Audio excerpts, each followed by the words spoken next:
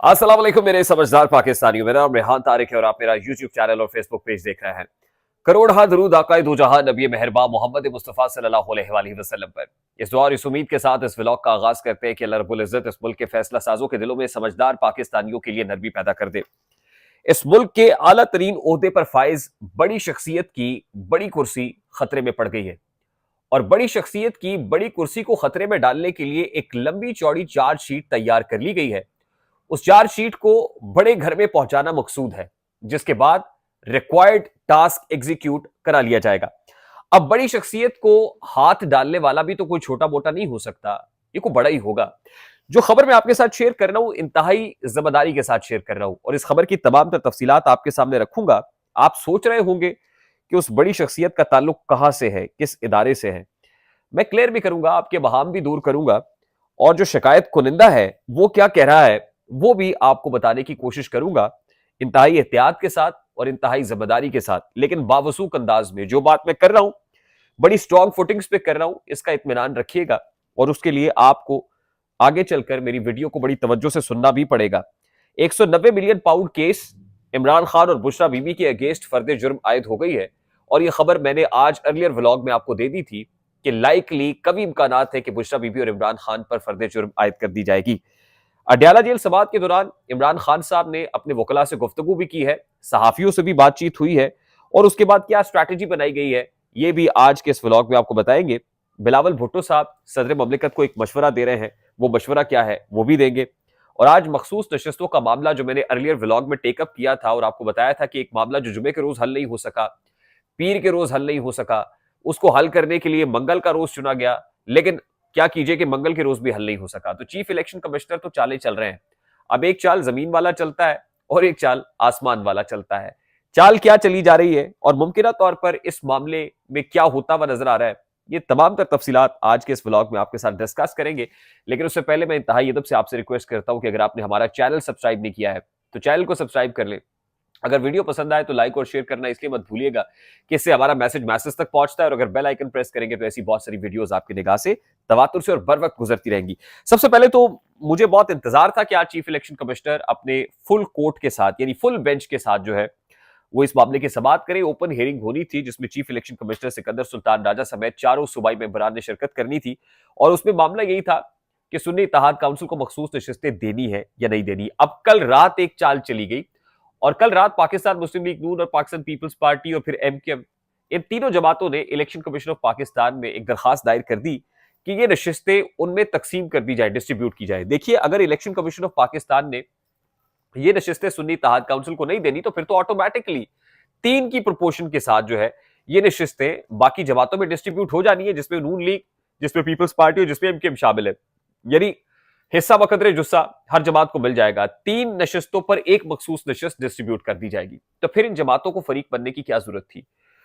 Election commission of Pakistan likely जो फैसला सुना सकता है वो फैसला भी नविश्ता दीवार, और मैंने आपको बता दिया था कि chief election commissioner Sikandar Sultan Raja इस मूड में नहीं है कि 27 नशिस्तें सुन्नी इत्तेहाद काउंसिल को दी जाए और उसके लिए वो लीगल जवाज घड़ भी रहे हैं।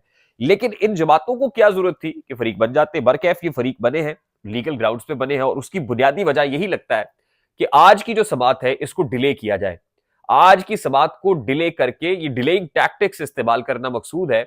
और हमने देखा कि पंजाब के अंदर तो मामला हल कर लिया गया, सिंध असेंबली का इजलास भी हो गया, अब नेशनल असेंबली का और केपी असेंबली का इजलास रहता है और लगता यह है कि इस फैसले से पहले पहले कोई इजलास बुलाना चाहता है, इजलास करना चाहता है और चाहता है कि यह मामला अल्टीमेटली तनाज़ात की नजर हो जाए, अल्टीमेटली मामला कोर्ट कचहरियों के अंदर जाए। और मुझे लगता है कि यह मामला भी सुप्रीम कोर्ट ऑफ पाकिस्तान में जाके रुकेगा जब तक काजी की जंजीरें अदल हिलती नहीं है। तो जंजीरें अदल तो हिलानी पड़ेगी और अल्टीमेटली ये मामला भी, ये जो कोर्स है ये भी सेटल होगा सुप्रीम कोर्ट ऑफ पाकिस्तान के अंदर।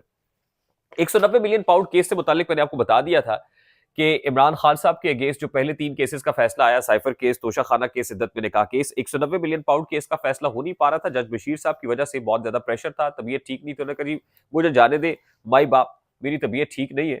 अब ये फैसला आप खुदा का वास्ता किसी और से, कोई बड़ा फैसला किसी और से भी करा ले। तो नासिर राना साहब अब एहतसाब अदालत के जज है, उनकी अदालत में आज इमरान खान साहब और बुशरा बीबी पेश हुए। तो जज साहब ने कहा जी कि इस्तगासा आपके खिलाफ ये चार्जशीट पेश कर रहा है, फर्द जुर्म आयद करना चाहता है, मतलब ये अदालत ने करनी है, कार्रवाई शुरू करनी है इसकी, तो क्या आप ये चार्जशीट पढ़ना चाहेंगे? ये जो इल्जामात है, इमरान खान साहब ने कहा जी मुझे पढ़ने की जरूरत नहीं, मुझे पता है कि क्या है। खैर, उसके बाद फर्जी जुर्म आयद की गई और जाहिर है दोनों ने सेहते जुर्म से इनकार किया।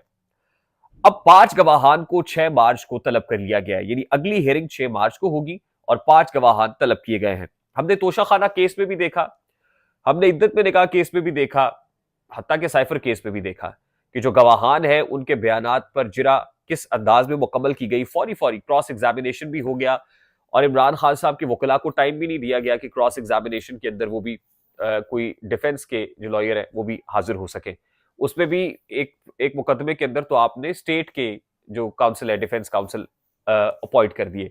अब इस केस में भी प्रेशर यही है कि फौरी तौर पर जिस अंदाज में पहले ट्रायल चला है उसी अंदाज में ये ट्रायल चला के भी 190 मिलियन पाउंड केस में इमरान खान और बुशरा बीबी को सजा सुना दी जाए।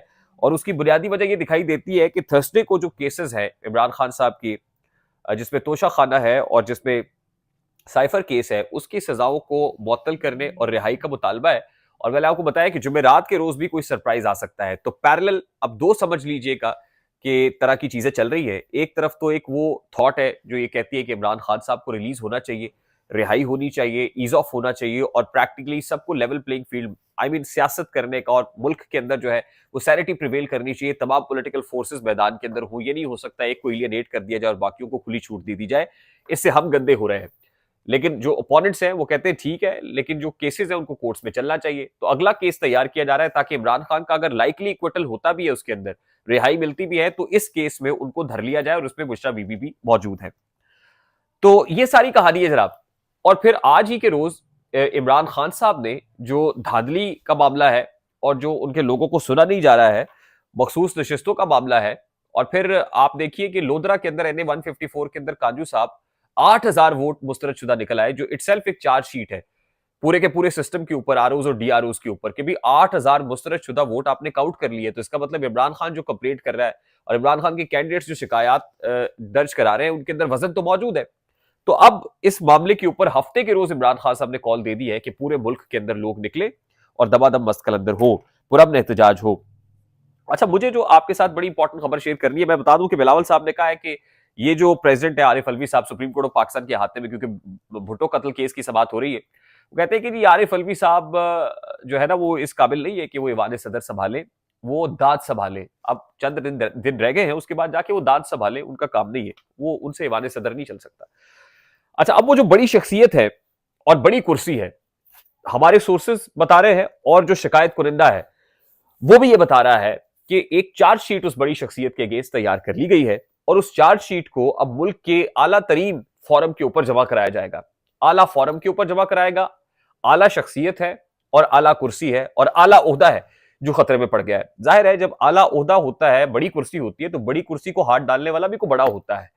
तो इसका मतलब पीछे से कोई चाहता है कि इसकी बड़ी कुर्सी खतरे में आए और he will have to face the music. जाहिर है जब जंग होती है तो फिर दोनों तरफ से लेवल की जंग होती है, ये तो नहीं होता कमजोर और ताकतवर की जंग तो नहीं होती, ताकतवर और ताकतवर की जंग ही समझ में आती है। अच्छा, मैं आपको सिर्फ ये क्लियर कर दूं कि जब जाहिर है आला शख्सियत की बात आती है या आला इदारे की बात आती है तो हम फौज समझने लगते हैं या chief of the army staff समझने लगते हैं या chairman joint chiefs of staff committee समझने लगते हैं। तो हमारा फौरी तौर पे जो इशारा है या हवाला है, हम जहन हमारा फौज की तरफ चला जाता है, क्योंकि जाहिर है एक इदारा है, बड़ा इदारा है और बड़ी शख्सियात है, हसास इदारे हैं। तो ये फौज की शख्सियत नहीं है, ये क्लियर कर लीजिएगा कि इसका ताल्लुक डिफेंस फोर्सेस के साथ नहीं है, फौज के साथ नहीं है। इसका ताल्लुक मैं आपको ये भी बता दूं कि ईवान सदर के साथ भी नहीं है, यानी supreme commander of armed forces के साथ भी इसका ताल्लुक नहीं है। मैं बिल्कुल ओपन करूंगा, क्लियर करूंगा, और मैं ये तमाम तर जो शिकायत उनके अगेंस्ट आ रही है, जो चार्जशीट तैयार हुई हुई है और 4 सफात पर मुश्तमिल चार्जशीट है, मैं आपको ये बता देता हूं कि 4 सफात है और 4 सफात पर मुश्तमिल इस चार्जशीट को एक आला फोरम के ऊपर जमा कराया जाना है। मैं सिर्फ इंतजार इस चीज का कर रहा हूं कि आला फोरम पे इसको सबमिट कर दिया जाए, क्योंकि हमारे जराये ये बता रहे हैं कि चंद ही रोज में इसको उस फॉरम पे सबमिट कर दिया जाएगा और जैसे ये सबमिट होगी तो मैं अपनी रिस्पॉन्सिबिलिटी निभाते हुए जो है वो चार्जशीट भी पढ़कर सुनाऊंगा और वो बंदा कौन है मैं उस बंदे का नाम भी रिवील कर दूंगा कि ये कौन सा बंदा है जो ये शिकायत, यानी शिकायत कुनिंदा कौन है, शिकायत कुनिंदा का नाम भी मैं रिवील कर दूंगा। अभी शायद मुझे मेरी रिस्पॉन्सिबिलिटी या मैं जिस पोजीशन पे हूँ मुझे ये जेब नहीं देता, और ना ही जो है वो मुझे राइट पहुंचता है कि मैं इस तरह से रिवील कर दूं। तो इंशाल्लाह चंद ही दिन के अंदर ये मामला आ जाएगा, और जैसे ही सरफेस करेगा मैं शिकायत कुनिंदा भी आपके सामने रख दूंगा, और जो 4 सफ़ात पर मुश्तमिल चार्जशीट है वो भी आपके सामने रख दूंगा। जाते जाते सिर्फ आपको ये बता दूं कि अक्टूबर बड़ा अहम है, अक्टूबर बड़ा अहम है। मैं आपको सिर्फ इशारे दे रहा हूं, और समझदार पाकिस्तानी आप, समझदार पाकिस्तानी कहते हैं समझदार के लिए इशारा ही काफी होता है। अक्टूबर बड़ा अहम है, शख्सियत बड़ी अहम है, शिकायत कुनिंदा बड़ा अहम है, चार्जशीट बड़ी अहम है, सफ़ात 4 है। मेरा ख्याल आप पहुंच गए होंगे। पहुंच जाए तो मेरी वीडियो को आगे तक पहुंचा दीजिएगा लाइक और शेयर करके, बेल आइकन प्रेस कर दीजिएगा। चैनल को सब्सक्राइब नहीं किया तो सब्सक्राइब कर दीजिएगा। मुझे रेहान तारिक को इजाजत दीजिए, अपना बहुत सारा ख्याल रखिएगा। अस्सलाम वालेकुम।